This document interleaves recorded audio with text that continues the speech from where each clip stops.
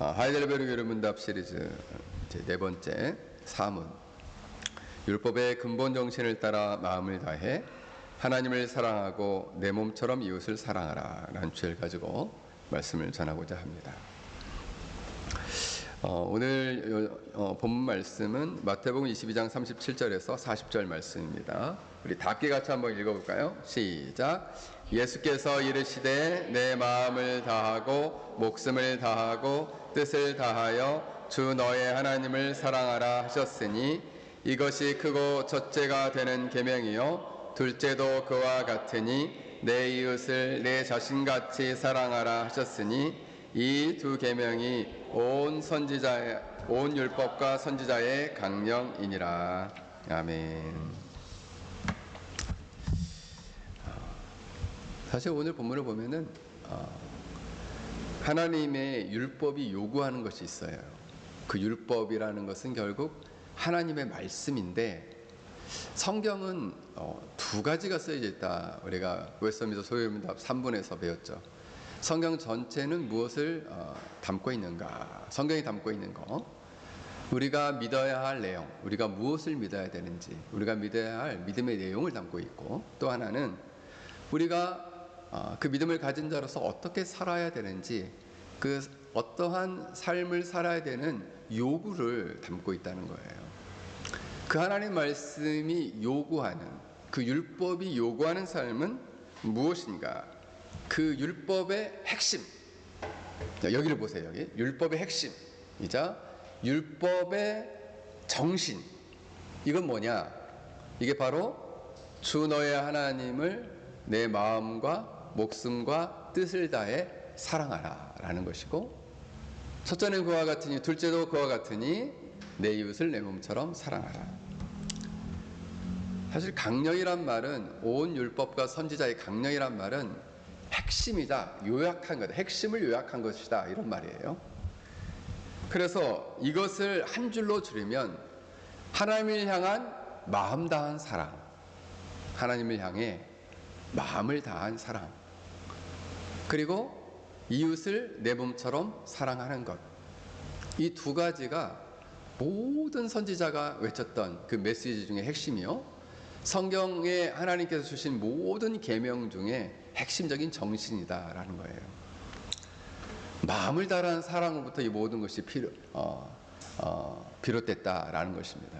문제는 뭐냐면, 문제는 마음을 다해 사랑하는 것이 생각보다 쉽지가 않더라라는 거죠. 여러분, 사람들이 보통 죄를 말할 때는 이러이러했으니 이러한 죄를 졌다 보통 얘기를 합니다. 재판정에서도 저 사람이 그 마음속에 뭐가 있었어요, 이거는 증거가 되질 않아요. 실제적인 행동을 했느냐, 그 행동을 해서 목소리가 남았느냐, 뭐 녹음을 했느냐, 실제로 그 장면이 있느냐, 이런 것이 증거가 되는 거지, 그때 그 사람이 그런 마음이었어요, 이걸로는 증거가 안 돼요. 왜냐하면 그 사람의 마음 안에 있는 죄는 그 마음 안에 뭐가 들어있는지를 정확히 알 수 없고, 그리고 그것을 아는 것이 불가능하기 때문에 그렇습니다. 그래서 행위 여부를 가지고 그 사람의 범죄의 증거만을 드러나게 된다는 거예요. 그런데 하나님이 요구하시는 율법은 이 신약에 와서는 행위만을 말하지 않는다는 거예요. 기독교가 그래서 어려워졌어요. 엄청 어려워졌어요. 뭐를 이야기하냐면은 그 행위를 어떤 마음으로 했느냐가 중요한 거예요. 어떤 마음을 가지고 했느냐. 바리새인들은 구약적인 율법에 갇혀 있었습니다, 예수님 당시에. 그래서 그들은 생각하기를 우리가 어떤 행동을 하면은 하나님은 그냥 자동 뽕으로다가 그를 좋아하실 거다, 이렇게 생각을 한 거예요. 예를 들면은 아무런 생각 없이 그냥 내가 11조 바치고 헌금하면은 하나님은 어휴 네가 이런 돈을 바쳤어? 하면서 그냥 이 정도면 내가 충분하다, 그렇게 사람들은 생각을 했다는 거예요. 그런데 사실은 하나님께서는 그런 마음이 아니신 거죠. 그래서 주님께서 이 율법의 정신에 대해서 이제 마태복음 5장에서 설명을 하고 있습니다. 율법에서는 특히 하지 말라라는 계명이 있는데, 우리 10계명 중에서 5계명부터 한번 살펴보면은, 5계명, 내 부모를 공경하라. 바리새인들은 생각했어요. 그래, 부모를 공경한다. 부모를 공경하려면 부모한테 뭘 좀 드려야 되는데, 내가 하나님께 드리고 나니까 드릴 게 없는데, 하나님께 고르반하고 드렸으면 부모에게도 드린 것이나 짐대 없다라고 해석했어요. 그러니까 근본적으로 율법이 가지고 있는 내 이웃을 내 몸처럼 사랑하라는 그 사랑이 빠져 있는 거죠. 사랑이 빠져 있어요. 6계명도 살인하지 말라 그랬어요. 그래, 내가 문자적으로 칼로 콱 찔러가지고 내가 살인 안 했으니까 난 살인 안 했다, 이렇게 얘기할 수 있는데, 주님께서는 그렇게 말씀하지 않으시고, 내가 마음으로 미워하고 상대방의 인격을 무시하는 말을 하는 것도, 욕하는 것도 살인하는 죄다. 형제를 미워하는 것은 살인하는 죄니. 아니, 이거 내가 칼로 안 찔렀는데 마음으로 미워만 해도 살인이라고요? 네, 살인이래요. 그 마음은 어떻게 아는데요? 우린 몰라요. 근데 하나님은 아신다 이거죠. 저 사람이 진짜 미워했는지 사랑했는지 그 마음에 뭐가 있는지를 하나님은 아신다 이거예요. 율법이 엄청 어렵네요. 그렇습니다. 이 율법이 어려워졌어요. 행동만 안 했으면 되는데 이제는 그 문제가 아니라 그 마음이 어땠느냐가 문제예요. 손으로 칼로 칵 찔러가지고 사람을 찔러서 죽이지 않았더라도 마음에서 누군가를 미워하면 그건 살인하는 죄라고 얘기를 하는 거예요. 마음으로 미워할 수도 있다, 그럴 수 있지, 살다 보면 미워할 수도 있지, 이렇게 말씀하지 않으시고, 형제를 미워하는 것은 살인하는 것이니 라고 말씀하시는 거예요. 7계명도 간음하지 말라. 나 결혼생활 충실하고 나 간음하지 않았습니다 라고 한다 할지라도, 마음의 의욕을, 누군가를 향해서 의욕을 품기만 해도 간음죄를 진 거다. 내가 의욕을 품은지 아는지 어떻게 알아요, 사람들이? 우린 모르죠. 하나님은 아신다. 하나님은 그 마음 안에 유목이, 그래서 우리도 모르게 어떤 의욕이 확 일어날 때 그때 빨리 해결해야 돼요. 빨리 털어버려야 돼요. 그 마음에 담아놓으면 이게 점점 커져요. 8계명도 도둑질하지 말라. 나 도둑질 안 했는데요? 도둑질하지 말라라는 그 내면에 담겨있는 주님의 뜻은 남의 것을 탐하지 말라는 말이거든요. 도둑질하지는 않았는데 마음에서 아이고 저거 갖고 싶네, 아이고 저거 내 거였으면 좋겠네 라는 탐심이 있으면 그 도둑질을 한 거라 이거예요. 그리고 9계명, 내 이웃에 대해서 거짓 증거하지 말아라. 나 문자적으로 법정에서 내 이웃에 대해서 내가 증인으로서 거짓 증거 안 했습니다, 그래 나 이 율법 지킨 거예요 라고 생각할 수 있어요.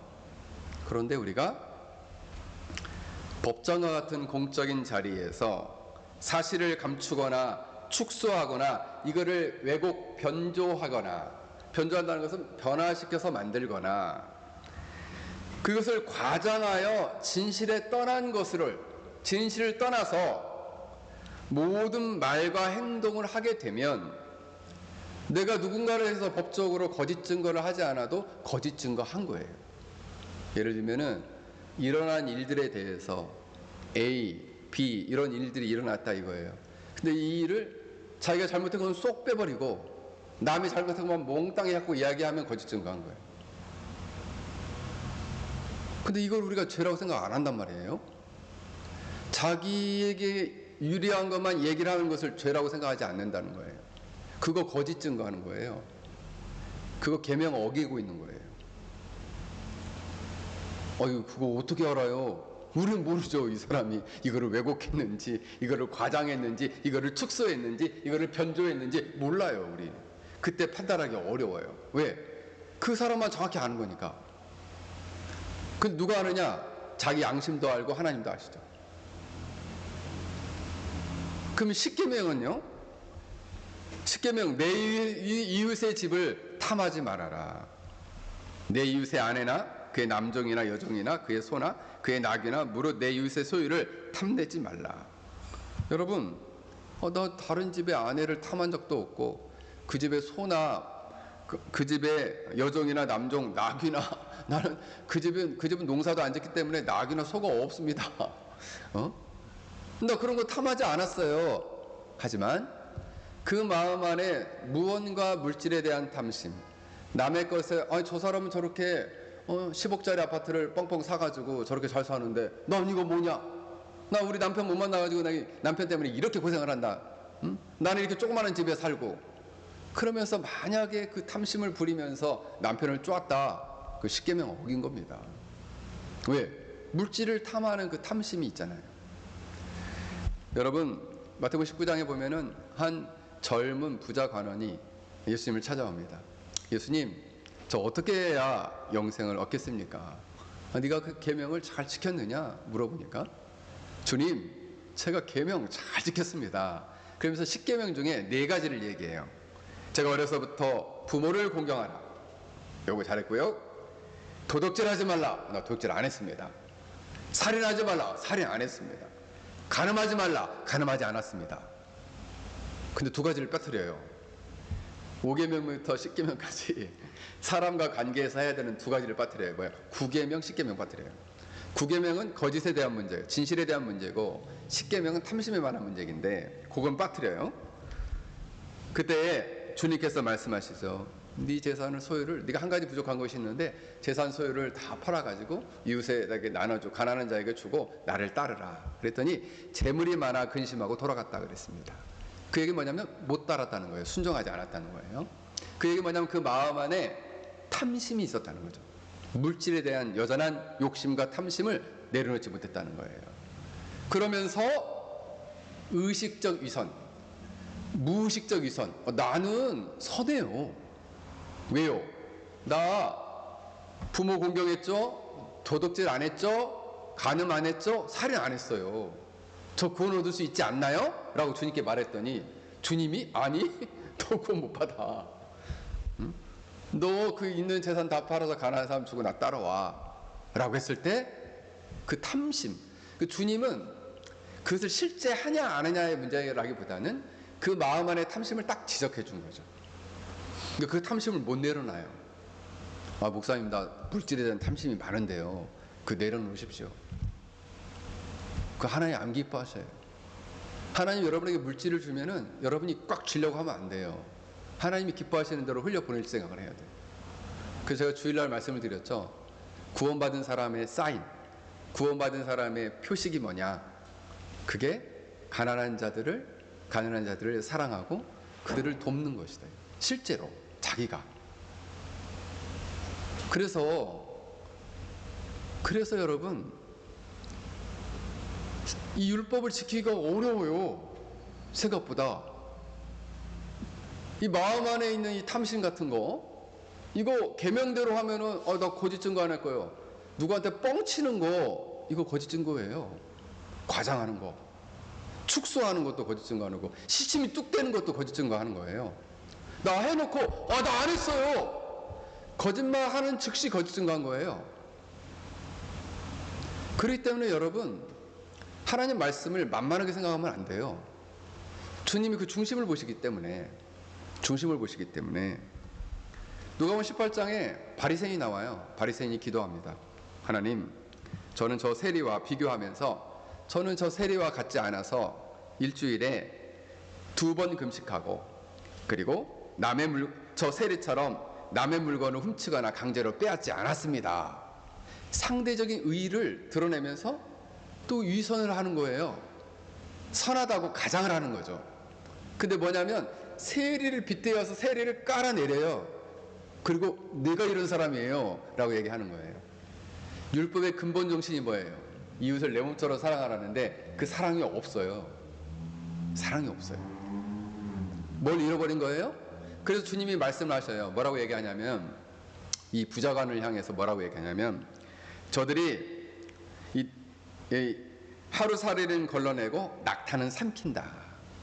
예전에 이 사람들이 포도즙을 짜면은 이 포도즙을 가다가 이제 담그잖아요. 이 사람들이 이제 음료로 해가지고 음료수로 담그는데 거기에 파리가 떨어지면은 채를 이렇게 해가지고, 왜냐하면 파리들은 엄청 꼬일 거 아니에요. 단내가 나니까 막 보이니까 이걸 채로 해서 이걸 파리를 걸러냈던 거예요.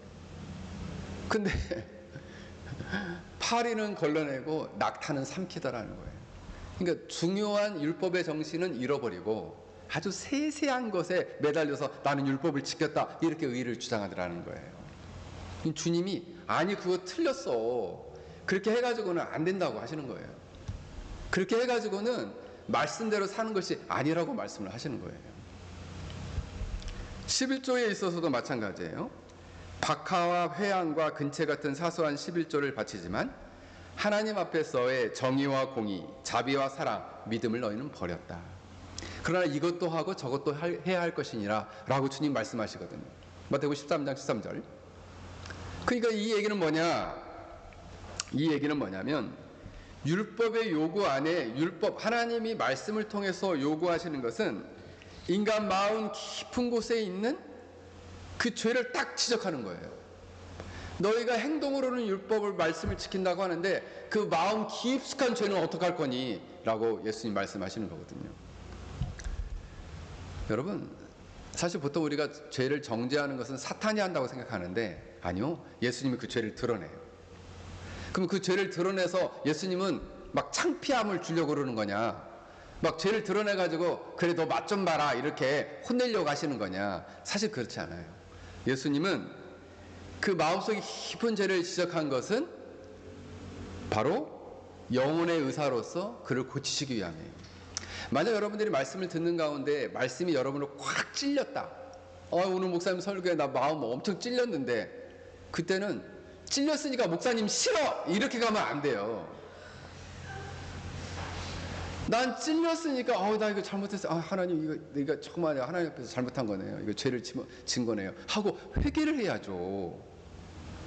아니 목사님 내 얘기를 누구한테 들고 지금 설교 시간에 얘기하는 거예요? 거기에 대해서 이 얘기를 누구한테 들고 내 얘기를 설교 시간에 나를 보라고, 나 한 사람 보라고 설교하시는 거예요? 그렇게 생각하면 안 돼요. 말씀을 듣고 찔리면 그걸 가지고 주님이 나를 이 말씀을 통해서 고치시려고 하시는 거구나 생각하고 하나님 앞에서 자신의 죄를 회개하고, 탐심을 가졌던 거, 미워했던 거, 음욕을 품었던 거, 그리고 그 마음 가운데 사랑이 없이 무언가를 행했던 거, 그리고 스스로 선이 아니면서도 스스로 선을 가장했던 위선을 회개해야 되는 거예요. 그래야지 고쳐지죠. 그래서 주님이 이렇게 말씀하셔요. 건강한 자에게는 의원이 쓸데없고 병든 자에게라야 쓸데있느니라. 주님이 병든 자를 고치게 오신 거거든요. 목사님, 근데 왜 나는 안 고쳐지나요? 본인이 하나님께 결단하고 고쳐야죠. 결단하고 고쳐줘야죠. 말씀에 확 찔리면 하나님께 자기를 확 꺾어야 돼요. 이게 안 꺾이니까 안 고쳐지는 거예요. 그래서 나는 완전히 쇠심출 쇠고집이다, 그 자랑 아닙니다. 그게 가장 큰 문제예요. 그래서 저는 여러분들이 고집이 없는 사람이 됐으면 좋겠어요. 하나님 말씀 앞에서는 항상 고집이 꺾이는, 하나님이 꺾어 그러면 네 하고 바로 꺾는. 제가 오늘 순종에 대해서 얘기했지만 마음을 다해서 그 길을 따라가기 위해서는 자기를 꺾을 때 마음을 다해 따라갈 수 있는 거예요. 여러분, 주님께서는 마음속에 이 죄를 지적하고 그가 죄를 회개하고 돌이켜서 성령 하나님으로 말미암아 새 마음을 주셔서 그 새 마음을 갖게 될 때 비로소 하나님을 사랑하고 마음을 다해 하나님을 사랑하고 이웃을 내 몸처럼 사랑할 수 있다라는 것을 가르쳐주기 위함이었다라는 것입니다. 여러분, 그래서 율법을 지키지 못한 죄를 지적한 것은 근원적으로 그 문제를 해결하기 위한 방법이 뭐냐를 가르쳐주기 위함이에요. 그래서 오늘 우리가 하이델베르 열혈문답 1문에 우리가 살아서나 죽어서나 당신의 유일한 위로는 무엇입니까? 그리스도께서 그의 보혈로 나의 모든 죄를 완전히 씻으시고 치르시고 나를 마귀의 모든 권세에서 해방하셨습니다. 그래서 내가 사나 죽으나 나는 나의 것이 아니고 몸도 영혼도 다 주님의 것입니다. 왜냐하면 주님의 놀라운 사랑으로 구원해 주셨기 때문에. 그러므로 성령 하나님께서 내 마음에 영생을 확신시켜 주시고 마음을 다하여 즐거이 신속히 그를 위하여 살도록 하십니다. 왜요? 마음이 이제 새로운 마음이 되니까 비로소 탐심을 버릴 수 있게 되었고, 비로소 음욕을 버릴 수 있게 되었고, 비로소 미움을 버릴 수 있게 되었다는 거예요. 왜요? 죄와 사망과 사단의 통치에서, 마귀의 통치에서 해방되었기 때문에 더 이상 그렇게 살지 말아라, 그렇게 살지 말라, 하지 말라라는 명령이에요. 그리고 하라는 명령은, 그러면 이렇게 하라. 어떻게 해요? 주 너의 하나님을 마음을 다하고 목숨을 다하고 뜻을 다해 사랑해라, 이렇게 말씀하시는 거예요. 왜요? 벌써 우리는, 자, 우리 하이델베르그 이문, 하이델베르그 이문에서는 우리가 이 위로 가운데 복되게 살고 죽기 위해서는 어떤 것을 알아야 됩니까? 이 위로가 주는 기쁨을 누리며 행한 삶을 살다가 행복한 죽음을 맞이하기 위해서 우리가 어떠한 사실을 알아야 됩니까? 이런 비참한 죄와, 이런 죄와 비참함이 얼마나 큰가를 알고 우리는 이 비참한 죄로부터, 죄와 이 비참함에서 우리는 어떻게 구원을 받았고, 그러므로 구원받은 자는 어떻게 하나님께 감사를 드려야 되는지를 우리는 이미 경험한 사람이라는 거예요. 그러므로 우리는 예수님의 피로써 우리의 죄를 정결케 되고 성령 하나님이 우리를 새롭게 하셨기 때문에 우리가 이제 새로운 마음, 새롭게 창조된 마음, 탐심이 없는 마음, 미움이 없는 마음, 의욕이 없는 마음, 그리고 이제는 이 마음을 다해서 목숨을 다해서 뜻을 다해서 이제는 하나님을 사랑할 수 있도록 우리가 창조되었다는 거예요. 새로워졌다는 거예요. 할렐루야. 여러분 새로워졌습니까? 그 마음이 있는 사람만이 주 너의 하나님을 이렇게 마음을 다해, 목숨을 다해, 뜻을 다해 사랑할 수 있게 되었다는 거예요.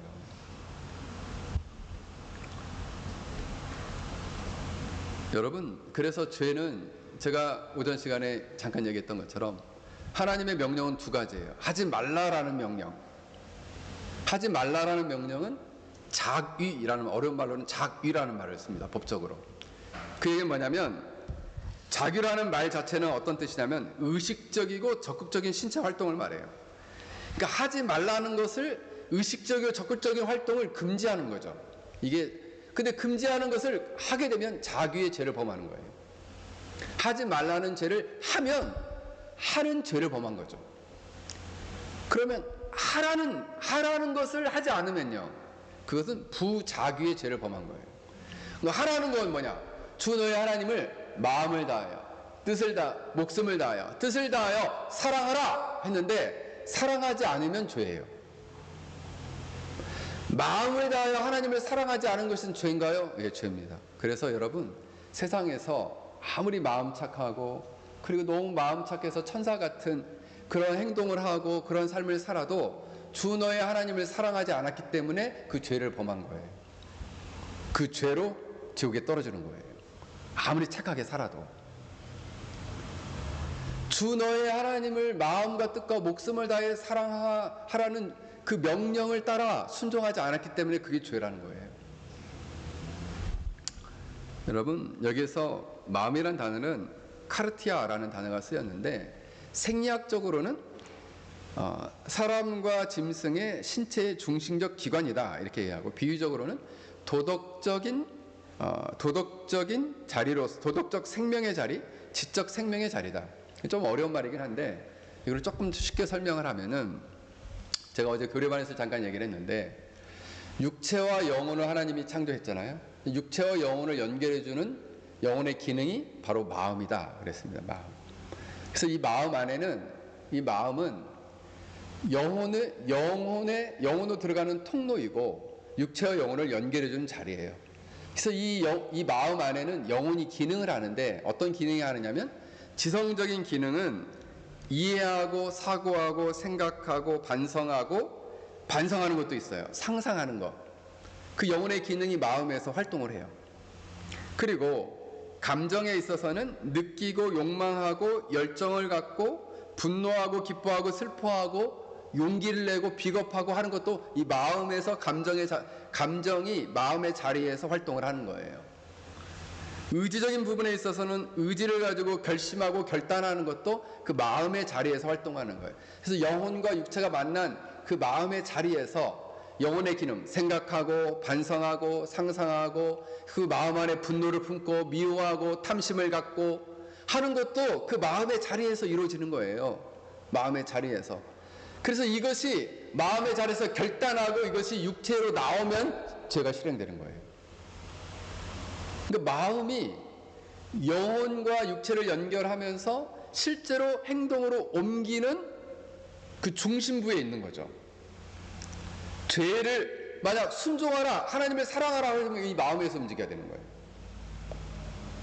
하나님을 사랑하라 하면은 내가 다리를 걸어서 다리로 이게 발로 걸어가지고 교회에 나와서 하나님께 예배하는 거. 이 마음에서 이 발에게 명령을 하는 거죠. 머리에 명령을 하고. 예. 그리고 말씀을 깨달으면은 반성을 하겠다 그러면 그 마음에서 반성을 하는 거예요. 왜요? 그 마음이 영혼 안에 있는 지성과 감정과 의지가 활동하는 자리이기 때문에 그렇습니다.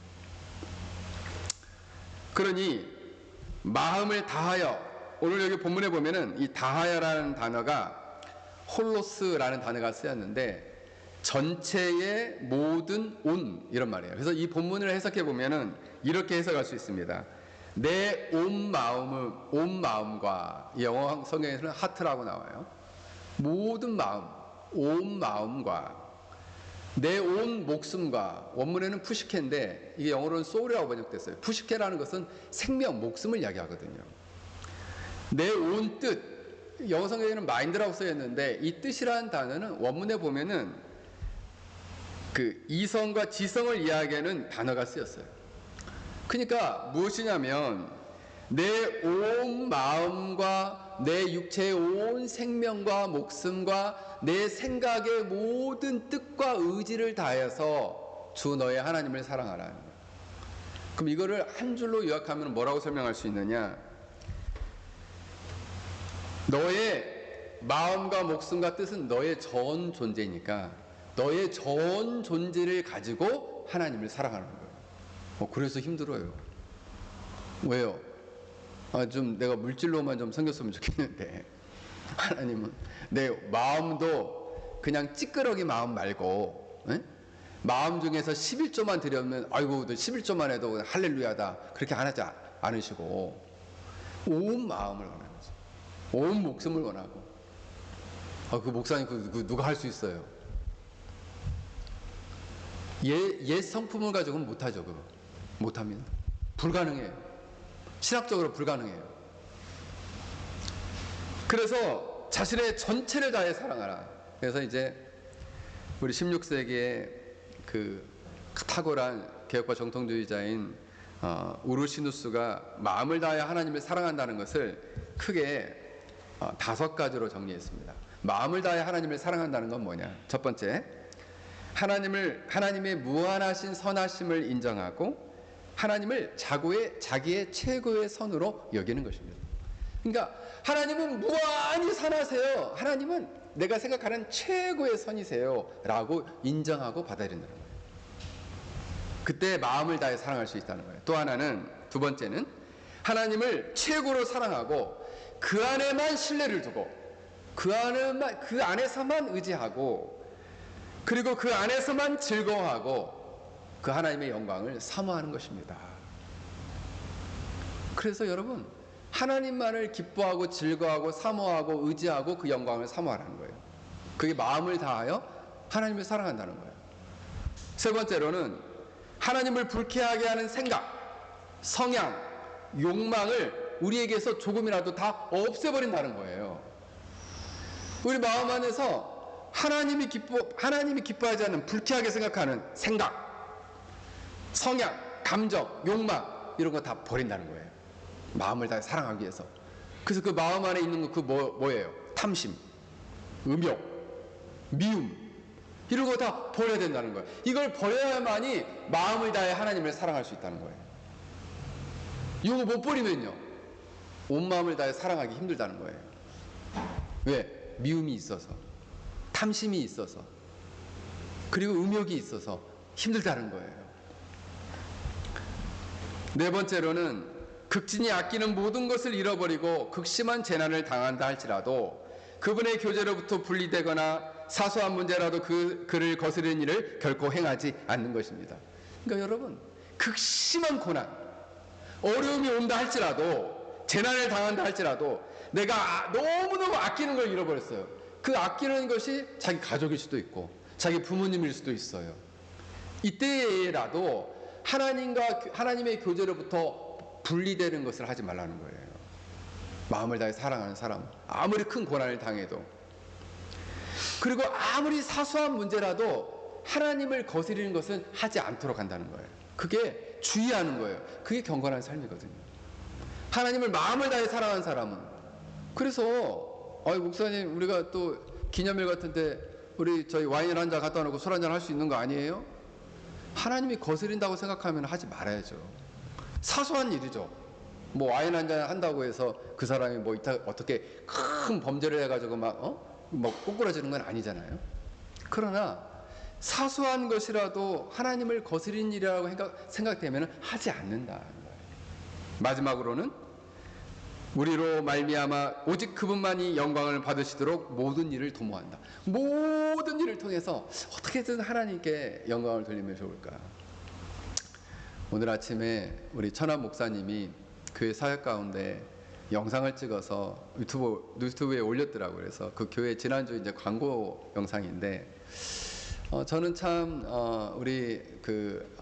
이제 우리 아버님 목회를 봐도 그렇고, 우리 아버님은 평생 알코올 중독자들, 버려진 사람들을 위해서 30년 넘게 오랫동안 헌신하시고 섬겨 오셨는데, 또 우리 천안 목사님이 또 그런 걸 참 많이 닮았어요. 그래가지고 지금 이제 부산에서 어른 성도 한 300명, 아이들 한 100명 넘게 모이는 교회에서 목회를 하고 있는데, 교회가 좋더라고요. 지난 3월달에 한번 가서 제가 설교를 하고 왔었는데, 그 교회에서는 최근에 그 지역에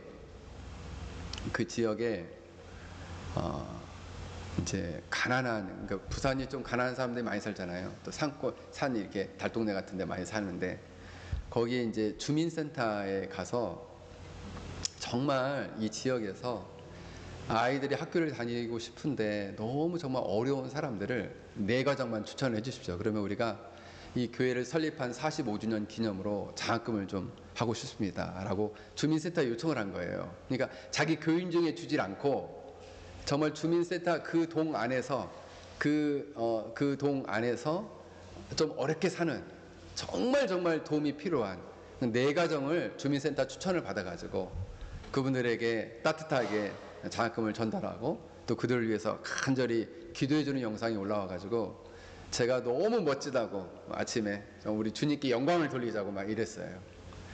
여러분, 우리가 모든 일도 이거 내가 이렇게 했으니까 내가 이렇게 드러나야, 그게 아니라 그 모든 일을 통해서 주님이 영광 받으시도록 그걸 한다 이거예요.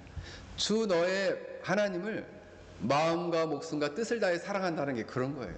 우리가 행하는 모든 일을 통해서 하나님 영광 받아 주십시오, 주님 영광 받아 주십시오 라고 하는 거죠.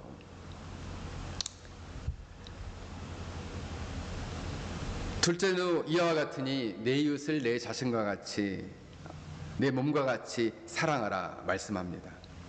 여러분, 하나님을 사랑하게 되면 하나님의 형상으로 지어진 내 이웃을 사랑하게 되어 있다는 거예요. 너무 놀랍죠? 이것이 나눠지는 게 아니에요. 첫째 되는 게 뭐예요? 그와 같으니, 이것도 같다는 거예요. 질이 같다는 거예요. 질이 같다는 거예요. 근데 정도는 달라요. 어떻게 정도는 다르냐?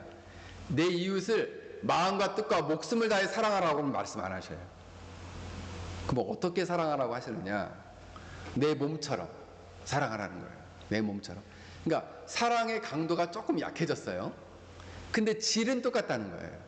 하나님을 사랑할 때는 마음을 다해, 목숨을 다해, 뜻을 다해 사랑하는데, 그 하나님의 형상으로 지어진 이웃을 볼 때 하나님을 사랑하는 마음을 가지고 네 몸만큼만 사랑해라 라는 거예요.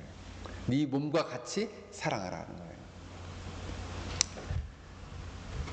근데 만약 여러분 하나님의 형상으로 지어진 이웃을 사랑하지 않으면 그건 죄라는 거예요. 하나님을 사랑하면서 이웃을 사랑하지 않는 것은 하나님을 사랑하지 않는 것이라 이렇게 요한일서에서 말씀합니다. 형제를 사랑하지 않는 것은 하나님을 사랑하지 않는 것이라 이렇게 말씀해요. 그래서 율법의 핵심은 뭐냐면 그 이웃에 대해서도 하나님의 형상으로 알고 사랑하는 거죠. 창세기 9장 6절에 보면 무릇 사람의 피를 흘리면 사람이 그 피를 흘릴 것이니 이는 하나님이 자기 형상대로 사람을 지었음이라. 하나님이 자기 형상대로 사람을 지었어요. 그래서 하나님을 사랑하는 사람은 그 형상으로 빚어진 사람들을 사랑해야 한다는 거죠. 근데 여러분 그 사랑할 대상이 그러면 상태에 따라서 구별을 해가지고 사랑해야 되나요? 그게 아니에요. 그 사람의 상태와는 상관없이. 근데 성경에서 보면은 1차적으로 그 이웃은 누구를 가리키냐면은 믿는 가정을 가리킵니다. 갈라디아서 6장 10절에 보면 기회가 있는 대로 모든 이에게 착한 일을 하되 더욱 믿음의 가정들에게 할지니라 이렇게 말씀해요. 그래서 첫 번째 이웃은 교회 안에 있는 믿음의 가정들이에요. 그래서 하나님의 형상을 회복한 사람이 첫 번째 이웃이에요. 근데 이 이웃의 개념이 성장을 합니다. 어디까지 성장을 하냐면 함께 살아가는 이방인, 유대인을 넘어서서 이방인, 그 이방인을 넘어서서는 원수까지도 사랑하는 것이 주님의 명령이에요. 저 사람이 나를 미워하는데도 그러면 저 사람을 사랑하란 말입니까? 네, 사랑하랍니다. 원수를 사랑하래요. 그러면은 교회 안에 정말 연약한 사람들이 있을 수 있잖아요. 다 이렇게 믿음이 견고하고 좋은 사람이면 모르겠지만은 믿음이 연약하고 그리고 때때로 다듬어지지 않고 그리고 모난 구석이 많고 하는 사람들은 어떻게 해야 되느냐. 고린도서 12장에 보면 오히려 그 연약한 사람과 약한 사람을 귀히 여겨 사랑하라라는 거예요. 어쩌처럼 내 몸처럼. 자, 생각해 보십시오. 내 몸 중에서 제가 요즘 이거를 이제 한국 가면 수술해야겠다는 생각이 드는데 여기 이게 푹 튀어나왔죠. 제 여기 이게 지방이거든요. 지방. 근데 제가 이게 40살 때부터 이게 나오더라고요. 그래가지고 사람들 볼 때 가끔씩 창피할 때가 있어요. 이게 감추고 싶어요. 그래서 어느 날은 제가 이제 우리 선배 선교사님 중에서 중의를 하셨어가지고 침을 놓으시는 분이 계셔가지고 여기 침 좀 놔달라 그랬어요. 그래서 이제 보통 이게 침을 몇 방 맞으면 얘가 없어지기도 한데요. 근데 얘 지금 한 5방 맞았는데 끄떡하고 있거든요. 이 연약한 부분이에요. 근데 이 연약한 부분을 이거 물론 이제 제가 수술할 수도 있는데 몸이 어디가 이렇게 불편하다고 해서 연약하다고 해서 그래 이거 잘라서 버려버려야지 이런 마음을 가지면 안 되는 거죠. 어떻게든 고쳐 쓰려고 하죠. 그렇지 않나요? 여러분 나 눈 잘 안 보여. 그럼 눈 뽑아서 없애버려야지. 그렇게 생각 안 하잖아요. 나 이 귀가 잘 안 들려. 그럼 귀 잘라버려야지. 그렇게 하지 않는다 이거예요. 왜요? 연약하기 때문에 더 보살피고 더 사랑하고 더 돌봐야 된다는 거예요. 원리적으로. 그게 어떻게 가능합니까? 불가능해요. 본성적으로는. 그런데 예수 그리스도의 구원을 경험하고 죄 용서함을 받고 새로운 마음이 창조되고 그리고 하나님을 마음과 뜻과 목숨을 다해 사랑할 수 있는 사람은 자기 몸처럼 그 이웃을 사랑할 수 있게 된다는 거죠. 그래서 우리가 연약한 사람들을 볼 때 우리가 그를 밀어내고 배척하기보다는 그를 위하여 기도하고 그 사람이 고쳐져서 주님이 기뻐하시는 사람이 되도록 그를 섬기는 것이 마땅히 교회 한 성도로서 우리가 그리스도의 거룩한 몸인 한 지체로서 살아가야 할 삶이다라는 것입니다. 사랑하는 성도 여러분, 우리가 이와 같은 삶을 통해서 하나님을 사랑하고 이웃을 사랑하라는 주님의 명령을 따라 살아가는 복된 인생들이 되길 주의 이름으로 간절히 축원합니다.